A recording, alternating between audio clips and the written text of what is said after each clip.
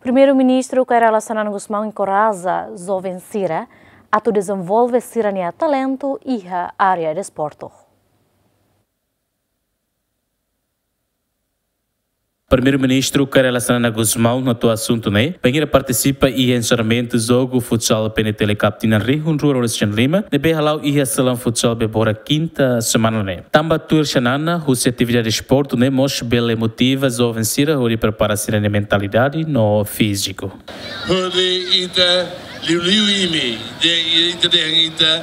Mas Liu jovem Sira começa a reba saúde, começa a reba físico, a reba mental.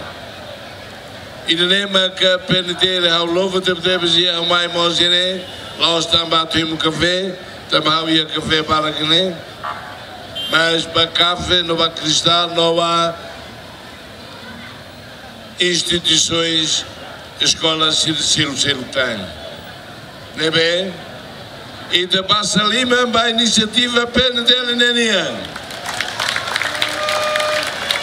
Onde então outro bela colabora, coopera para a paz e estabilidade entre os jovens Sira e a comunidade de Lara e a família de Lara.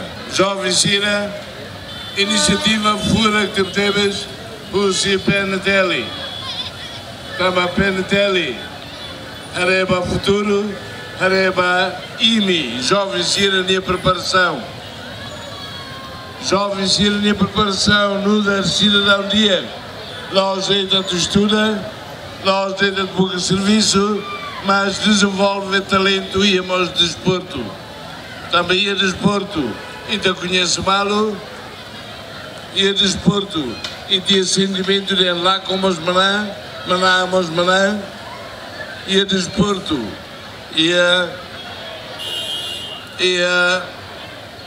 campeonatos Zanesané, Tina, ou em aula como mas Tina Cielo Cabel Manang.